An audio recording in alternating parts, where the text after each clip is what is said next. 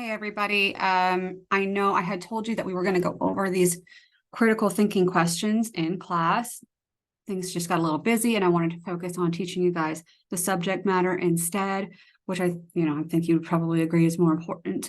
But I did want to make this video going over some of these questions for you guys who are having some difficulty with the critical thinking questions. So there will be 3 of them on the midterm exam.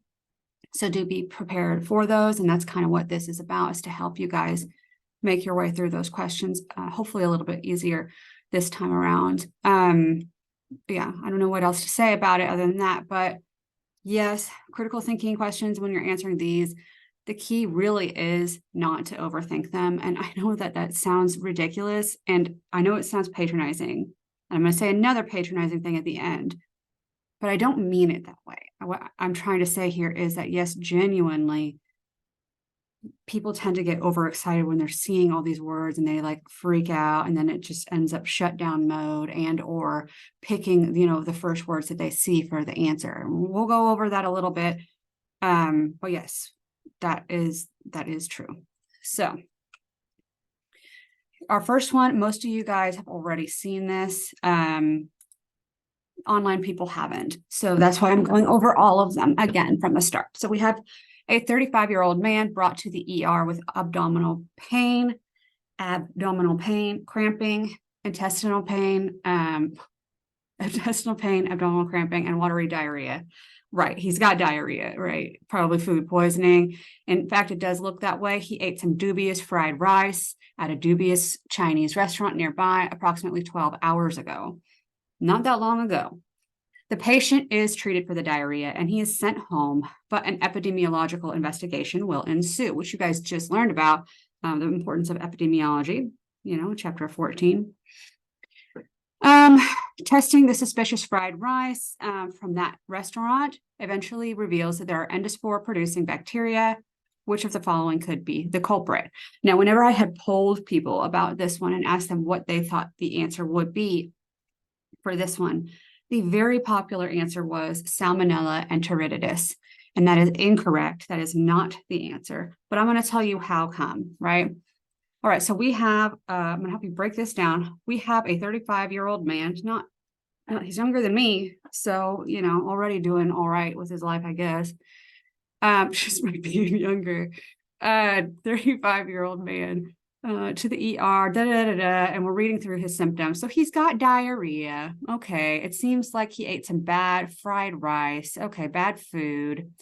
And we treat him for the diarrhea, and he's fine after that. But it looks like if we test the fried rice from that restaurant, we find endospores. So that's information that we can see from that seems to be important. The other words do not matter. Why would they matter? So just ignore them. And what you can do is come through here and find out information. What does it matter? He's 35 years old. It doesn't. So you could just go through and like cross out things that you can tell are not important. Is it important he's in your ER? No. His other symptoms, you can go ahead and underline them if you want to, but that might not be important either. And in fact, it isn't important at all. Turns out, if you break this down and you get to the question within this question, which of the following could be the culprit? So the real question here is, what's causing the patient's diarrhea? So that's the real question here. That's all it's asking. So you could look at that and just forget all of the rest of it for now. What is causing the patient's diarrhea? So you're looking at these and you're thinking, we've got these different choices here. We've got Corynebacterium xerosis. You probably don't even know what these words are, and you've never seen them. You've probably seen some of them just because we have talked about some of them in class. And of course, salmonella looks familiar. Salmonella causes diarrhea. So you're like, that's the answer. That's a really stupid way to approach this. I'm sorry, but it is. Don't do that, because you don't know these other bacteria. Do they cause diarrhea? I mean, honestly, probably most things do. So I'm not kidding. Like, you would be surprised. So don't just go based on just that. That's a super basic symptom. Don't go based on that. Okay. What other information is here in this whole setup that helps you decide what this is? The whole reason that it's in here is this endospore producing, right? So we know that the epidemiology investigation found endospore producing bacteria. If you study appropriately, then you would remember that endospore forming bacteria are only ever going to be Bacillus and Clostridium. Now they've changed C. diff's name. It's not Clostridium difficile anymore. Now it is Clostridioides difficile, because it was different enough, but that's the same. It's the same. So the two ones that make endospores, Bacillus blah blah blah or Clostridium blah blah blah. All of them with those first words, Bacillus or Clostridium, make endospores. They are the only ones that make endospores. You should have known this when you were taking the exam, which I'm sure you did. So you would go through this list and you're like, oh, endospores, right. So that's going to only be Bacillus or Clostridium. Which of these has that? Bacillus cereus. This is a real life scenario that Bacillus cereus could actually cause. It's well known to be an endospore forming bacteria that can live in fried rice that's been left too long under warm heating lamps. So this is a true thing, not salmonella.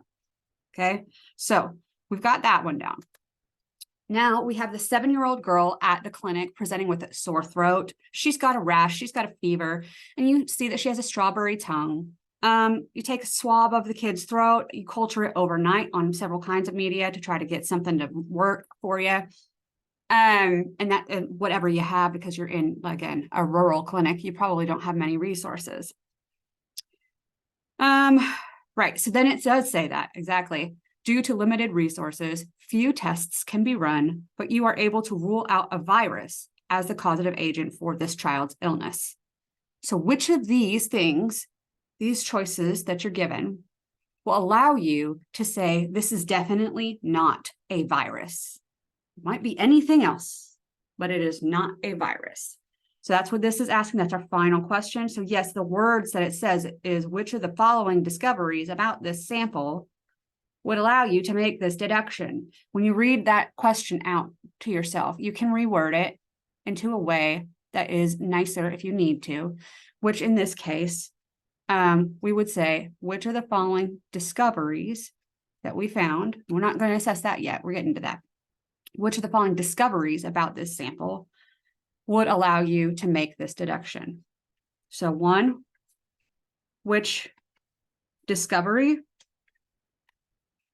So there's some sort of discovery that we're going to be making. And then it turns out that that's what we're trying to figure out as our question. So it's going to be one of these.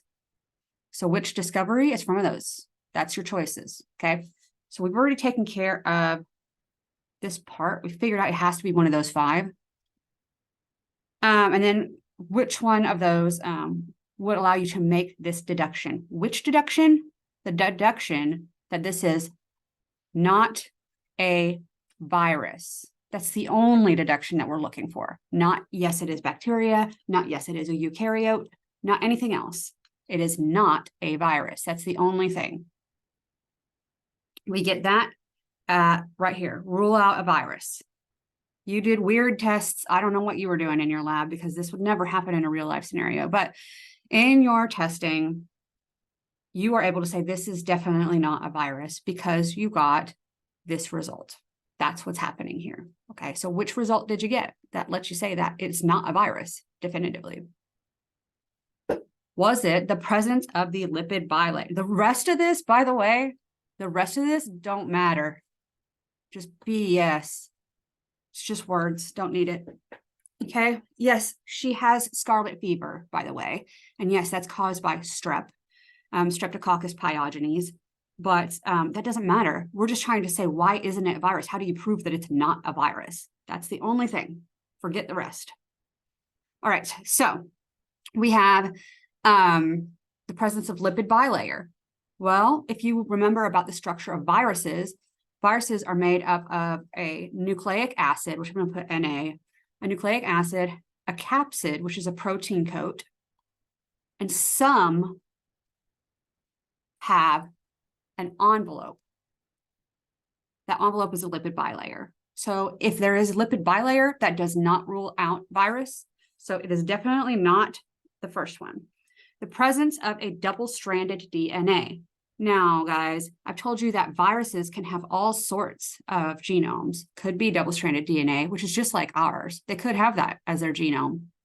It could also be all sorts of other kinds. It could be double-stranded DNA, single-stranded DNA, double-stranded RNA, which is super weird. We do not have that in our cells, or single-stranded RNA, which we have in the form of messenger RNA or mRNA, amongst others.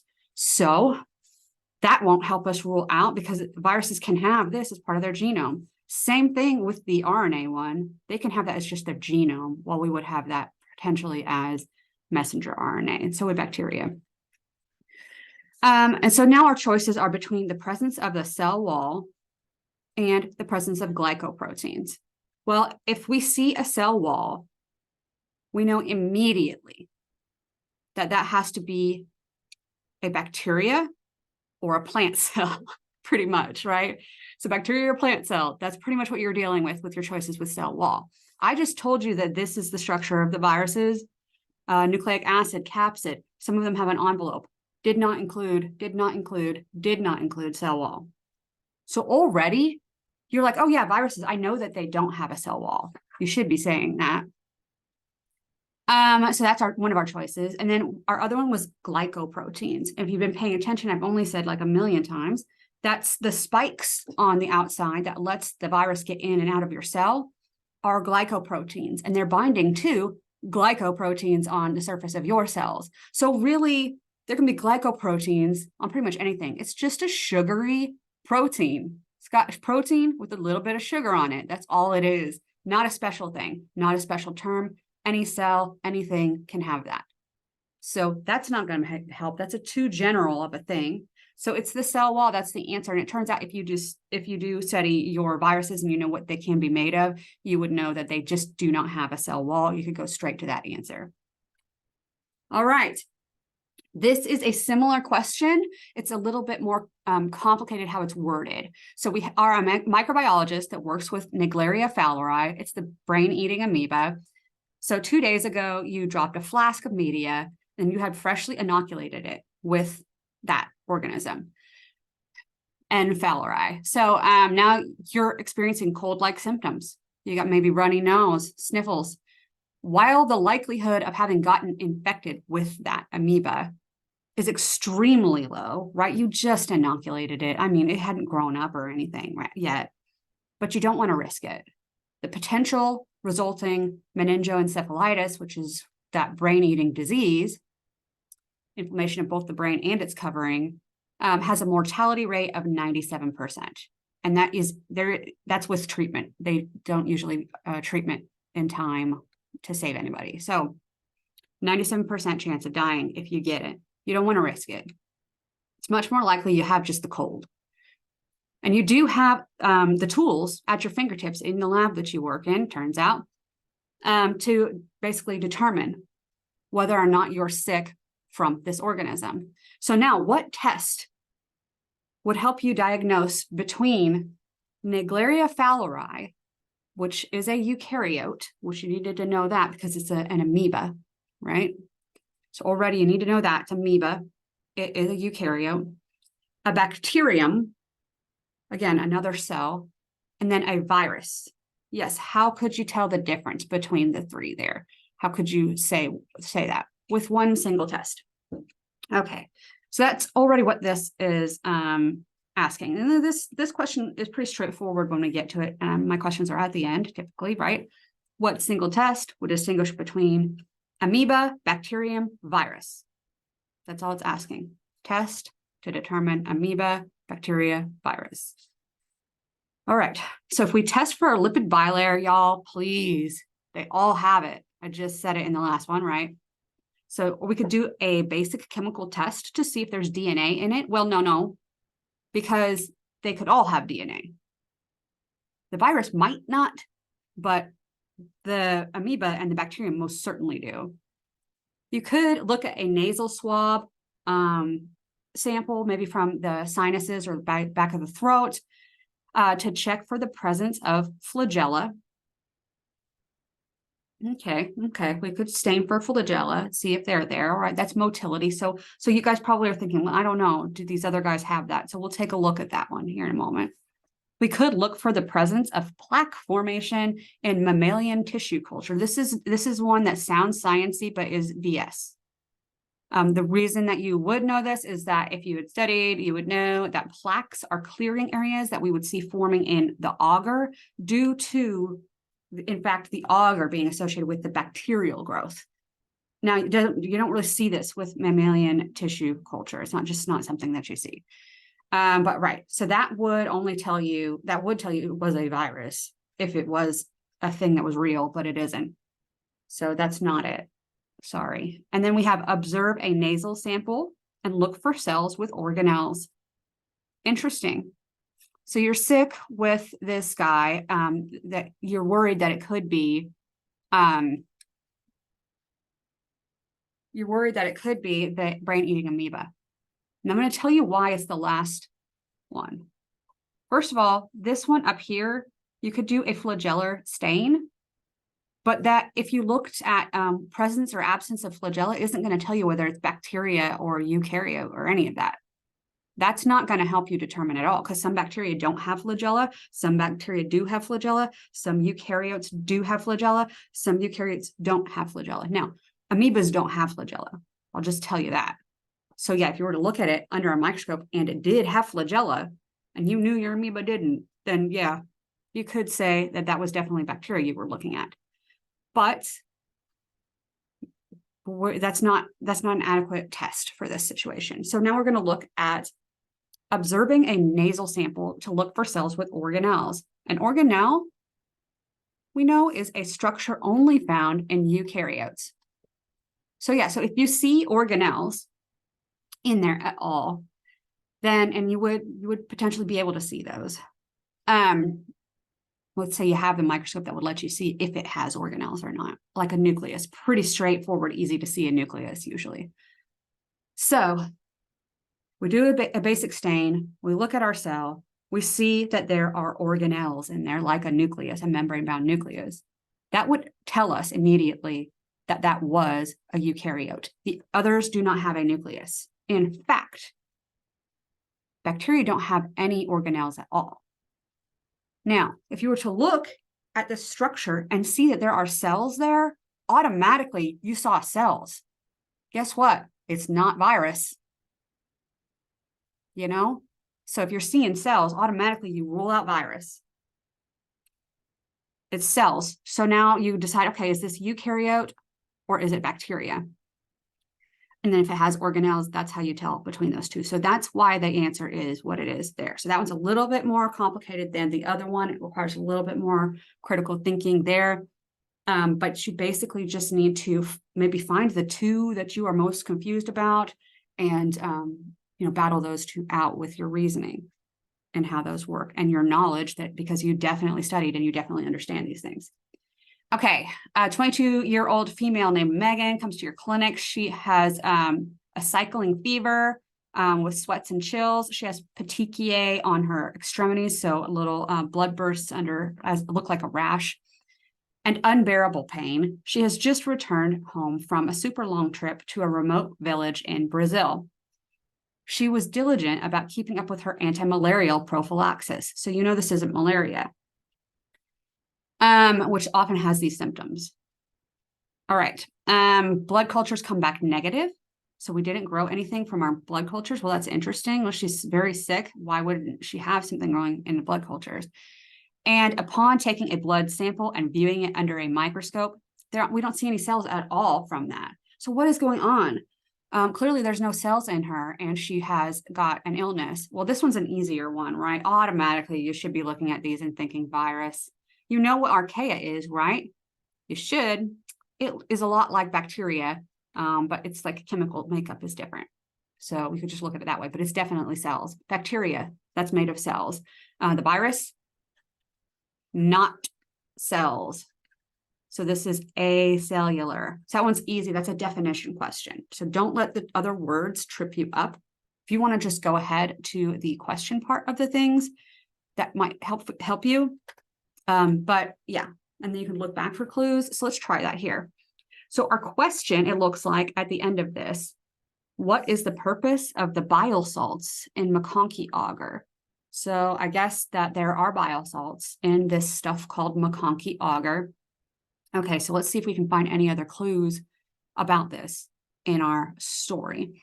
So it looks like if we go back, it says this person is back, whatever, and comes to you asking why you streaked staph on the McConkey. McConkey has bile salts. Well, we've already determined that with the main question, but and those bile salts favor the growth of gut bacteria, which are enterics, but inhibit gram-positive bacteria like Staphylococcus aureus. So now here's our situation it looks like. You are supposed to be culturing staph from a patient. You think this person has staph, you grabbed some sort of media. Apparently it was the wrong one. It was McConkey agar. It should have been the blood agar, but it was McConkey agar. And that will only grow enterics, which are typically gram-negative bacteria, and it inhibits the gram-positive bacteria, which Staphylococcus aureus staph it's gram-positive, okay? Well, crap. The bile salts make it so that gram-positives can't grow, and that's what you're trying to grow. So it looks like the bile salts here, bile salts, I'm gonna put BS, just bear with me, okay? The bile salts inhibit, we know this, inhibits gram-positive, we'll just put it just for the sake of putting it. So we know bile salts will be inhibiting gram-positives. Well, if they inhibit the growth of something or stop, but they favor the growth of another thing, that's a time where you have to know your vocabulary. You should be thinking at that point, without even looking at the choices, selective. This is selective media. Some things can grow on it and some things can't. It favors the growth of some things. So, hey, you look over here and that's your choice there. It's not differential, that just changes colors. It's not going to keep things from growing. That aspect of that media makes it selective. So you could go through those and try to figure out which was which and break it down that way if you wanted to, but this is what this is. So bile salts, it's selective because some things can grow and some things can't. All right, did I skip a one? Yes, okay. A pregnant woman presenting at your ER with a fever, headache, vomiting, diarrhea, stiff neck, weakness, reported that she had been indulging in her deli sandwich cravings lately. Her stool sample included gram-positive. So we know already that's going to be an important trait. So we're just going to circle, that's a trait that we now know about whatever we're dealing with. Gram-positive, and then this word, peritrichus, and then there's another word on here, rods. Which grouping would this organism fall into? So that's the real question. Which grouping would the organism fall into? Well, without even looking at it, I'm going to write down some information I know. If it is gram-positive, we know it has a thick cell wall. You should know it. All right. If it's peritrichus, should put peri, then you obviously studied well and you understand that the definition of that means you have flagella all over.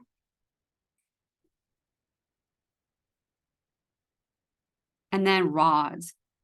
That means the shape associated with that is bacilli. That's the word for rods.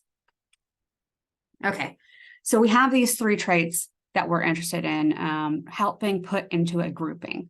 So now if we look over at our actual choices, it turns out that we are dealing with a basic taxonomy or classification of these organisms. And this is based on their cell envelope. So their cell walls and stuff like that. You could go through and define each of these if it helps you. It would me because I have I have that mechanism of how I deal with these words. So to me, oh, okay, I remember Mendoza cute, right? That's my old boyfriend when I was like 12 and his name was Joey Mendoza. Mendoza was cute. And so, yeah, so that's archaic because all a long time ago. So that's archaea. All right, the next ones that I liked the best, of course, this is going to be the firmicutes, easy. We know the firmicutes are firm because they have a thick cell wall. Then the tenericutes and the gracilicutes. Well, the G for gracilicutes, we can just associate with gram-negative because we already associated with gram-positive in our thick cell wall. And then our tenericutes here have no wall at all. So that's just how I deduce that based on, marking out the others. Okay, so these are our 4 groups. We look over here, we know our traits. We see thick wall and gram-positive here, that's here. So that is our answer for firmicutes. Okay. Next one, you've got your patient's presumed Staphylococcus aureus sample isolated and cultured. You're ready to start collecting data to confirm the identity of the bacteria. After preparing the slide with a simple stain, so number 1, we know we're doing a simple stain. You notice that the cells from the culture are round or spherical in shape, and they are arranged in chains. Is this congruent with how you would expect with what you would expect for this organism? So what is this organism again? So I would have already forgotten it. So we'll go up and be, what organism was it again? Oh yeah, okay. Staphylococcus aureus. I don't need aureus. I don't need it. So all I need is Staphylococcus here because this organism happens to be named according to its shape and arrangement. I'm not even going to look at anything else right now already because we're talking about shapes and arrangements. I'm just going to start with Staphylococcus. Staphylo means, okay, let me write it out for you guys. Staphylo means clusters, like grapes or irregular clusters, right? Remember, that's kind of contrasting with some other arrangements that you could have, like if you wanted to write all of them out, you could, but strep, that's an arrangement that means chains. And whatever, you could go through the whole list if you wanted to, but this is enough for now. I think you can see already. Okay, so that's our shape. Sorry, our arrangement, our shape. I was going to write shape twice. Our arrangement, and then our shape of our cell. We know Staphylococcus, coccus is the actual shape of the cell, and that's going to be a round or spherical. That contrasts pretty directly with the other obvious choice, which would be bacilli equals rods, which we mentioned earlier on. So that's what's going on. Staphylococcus, we know staphylo is clusters. We know coccus is round. So what are we having in our simple stain? In our simple stain, we have round. Okay, yes, we have that. Good. In our simple stain, we have round. That's good. That's what we want. And then they are arranged in chains. Nuh-uh. They're supposed to be in clusters. We just said that's what staph meant. So that is not correct, that part. So the question being, is this congruent with what you would expect for this organism? Is this what we would expect with Staphylococcus? Anything? No, it is not. We would expect it with Streptococcus. And you can say that right off the bat because of how those words would work together. But anyways, we're looking at Staphylococcus. That's clusters, not chains. We are seeing chains. This is not right. So is this congruent? No, it is not. Okay, so that's how we would break down that. Find the information that is important. Most of it is not. Find the information that is important. Circle it or write it down on your scratch paper. You have scratch paper for a reason. Use it and determine what it is, that you're actually working with in the question. So to break that advice down, take a deep breath and slow down. Like I said earlier, I'm not patronizing you by saying that, right? I have anxiety issues myself, and I've seen so many therapists over so many years, you don't even want to know. But one of the things that always comes up is taking deep breaths, and it's not BS, right? It's not. It actually does work. It's proven scientifically to work. You can't argue with that. So slowing down, tell yourself that. Take a deep breath, just like, and then just tell yourself in your mind, let's slow down. Feel it in your actual like nervous system. You should, and you would. You can take a few breaths if you need. Usually I feel like anywhere from 3 to 5 is the most helpful, but really do it, like actually do it. You don't have to do it loud so everybody knows that you are doing it if you don't want to, or you can do it loud because who cares if somebody hears that you're breathing? Nobody does. Nobody does, I promise. So if you need to take some deep breaths, take some deep breaths. That just means you care about your grade. Just saying. So read the entire question. You don't want to miss any important information, which is what happens whenever we end up choosing salmonella when that's not the answer. You're just jumping to conclusion based on little bits of detail that you're pulling out of it, the details that you know automatically in your mind. That's not what taking this test is about, right? You want to be sure that you're looking at all the information. So read the entire detail, make note of important clues, not all clues, right? The important ones. So you can circle them. I guess not circle them because you're on a computer, but you can write them down or imagine that you circled them in your mind or whatever it is that you like to do that is helpful for you. But yes, make note of important clues. Don't worry about the not important clues. Look at what you need, only what you need to answer the question. Find the real question within the words. At the end, those words, the question there, it's totally cool to just reword that in a more simple way. That's kind of the point of me writing them this way, is to see if you can see through the BS and pick out what is important. So that's the goal here. Show me that you can sift through it and find the real question to get to the real answer, right? Yeah, and you can write out parts of it if you need to in order to break it down. That's okay. Okay, read all of the choices to eliminate any obvious wrong choices. Some of them you can just get out of there right off the bat, but kind of work through the choices compared to the question. Some of them you can just kick out once you just start thinking about it. And then any of those remaining choices, those ones that are left, somewhere in there is the answer. So whenever you're sitting there thinking about that question, like, I don't know which one is it? I don't even understand this. Well, it's there. I promise. It has to be one of those choices. So let's figure out which one it is. And you can work backwards if you want to. You can look at the choices and then go find information that might match up with that. That would have been a good decision to do on that first question, looking at those illnesses or bacteria that we could have chosen from.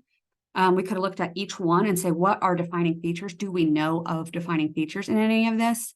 And hopefully you could have seen then that bacillus and been like, oh, okay, well, we know bacillus is endospore forming. Is that in the question anywhere? And you can scan through. Yes, it is. Okay, so this is, yeah, okay, it's bacillus. It has to be. You can break it down that way if you need to. So best of luck to all of you while you are studying, while you are looking through your study guides and, and working, I'm sure, with one another to study that material that you're learning from these new chapters as well as the first chapters. Just don't forget that you don't want to get too stuck in the muck of it all and lose your way with what's, important for each of those topics. So yeah, don't get drowned by the information. Find out what's important and only take that with you, because the words, not every word is important. That's what my point is here. That's the whole point of these questions. I'm giving you rando words, seeing if you can find the important ones. Do the same thing while you're studying. Pick out the important stuff, please. All right. Like I said, good luck, guys, and I'll see you next time. All right. I know I can stop this. Here we go.